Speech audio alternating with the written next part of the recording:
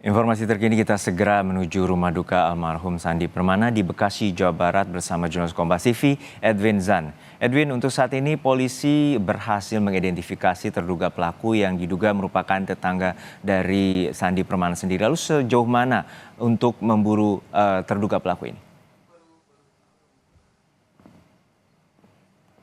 Selamat siang Juno dan juga saudara, terkait dengan sampai mana perjalanan dari kepolisian yang memang dinyatakan terdapat 3 satuan kepolisian seperti itu yang memang berjibaku untuk terus mencari korban yang masih dalam status diburu ini.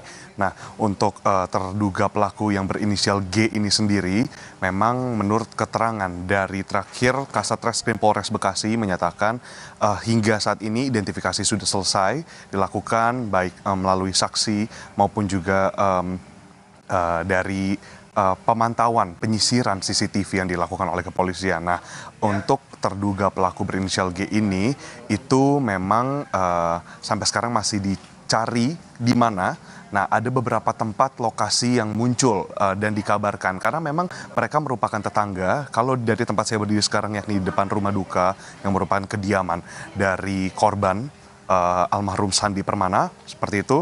Juno dan saudara, kurang lebih tidak sampai 800 meter bahkan kita sudah bisa bertemu dengan tempat kejadian perkara pun rumah di depan rumah yang terjadinya memang di depan rumah dari terduga pelaku berinisial G. Nah, Juno dan juga saudara, untuk kejelasannya ada 2 lokasi yang sempat disebut, yakni yang pertama adalah Keranggan di daerah Bekasi, lalu yang kedua ada di Condet di Jakarta Timur. Nah, 2 lokasi ini memang merupakan rumah dari kerabat dan juga keluarga dari terduga pelaku. Nah, nantinya kepolisian akan terus melakukan pencarian dan akan terus mengabarkan jika memang kita dengar dari kesaksian. Tadi kami sempat berbincang dengan istri dari almarhum Sandi Permana, yakni di sini Ade Indriani. Di sini Ade menyatakan memang polisi masih terus memberikan update terkini, baik melalui sambungan telepon seluler seperti itu atau bahkan bertemu langsung. Tadi malam polisi sempat datang setelah pemakaman yang dilaksanakan pukul 10 malam di TPU Cibarusah.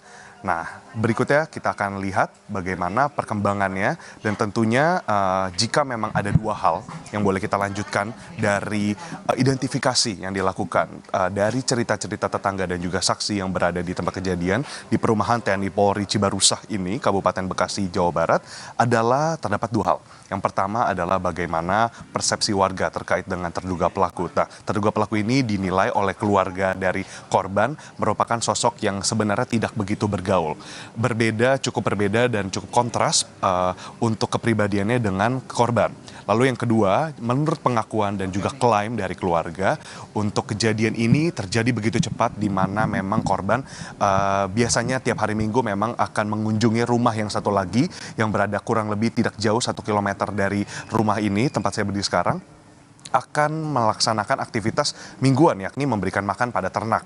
Nah, ketika kembali ke rumah dan mengunjungi tetangga yang ada di seberang rumah dari terduga pelaku, di sana terduga pelaku dan juga korban berinteraksi. Terdapat cekcok, mungkin dari keterangan ketua RT tadi kami sempat juga berbincang sedikit sebelum melaporkan adalah ada beberapa obrolan yang nampaknya berseteru seperti itu, dan akhirnya dari sana terduga pelaku yang sedang memangkas tumbuhan yang memegang alat senjata tajam seperti itu ya, yang perkakas yang digunakan untuk memangkas tanaman digunakan sebagai senjata tajam untuk melakukan beberapa melukai dan juga penikaman terhadap korban.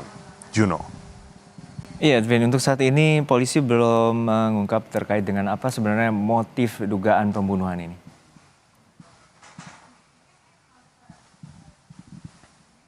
Juno dan saudara, memang betul untuk motif sendiri masih akan terus kami pastikan kembali kepada pihak kepolisian karena memang dari kepolisian sendiri masih terus melakukan pencarian terhadap terduga pelaku.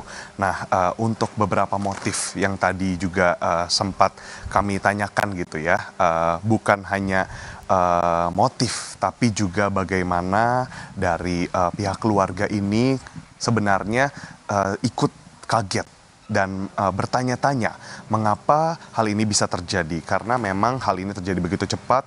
kronologinya jika dilihat dari CCTV rumah yang dilakukan mandiri oleh keluarga, tadi disebutkan oleh istri dari korban, memang pukul 7 pagi korban berangkat, lalu kurang lebih 7.20 sempat kembali ke rumah, lalu tidak sampai 7.50, tidak sampai pukul 8 pagi di hari Minggu kemarin, korban akhirnya sudah berlari ke rumah tetangga, dan dari sana tetangga yang membawa ke rumah sakit juga sudah berangkat ke rumah sakit, lalu ada beberapa tetangga yang datang ke rumah untuk memanggil istri menemani korban untuk kemudian mendapat pertolongan pertama di Rumah Sakit Harapan Mulia Cibarusah.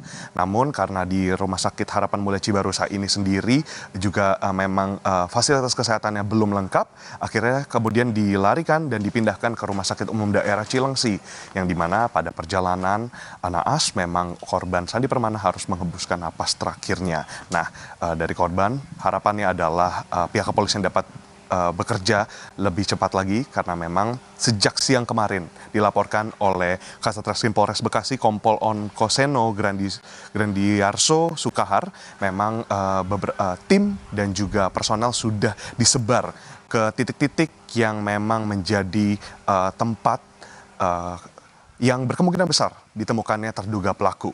Kembali kepada Anda, Juno. Baik, kita nantikan bagaimana pengusutan tuntas terkait dengan motif pembunuhan dari aktor Sandi Permana di Bekasi, Jawa Barat. Terima kasih jurnalis Kompas TV Edwin Zan dari Bekasi, Jawa Barat.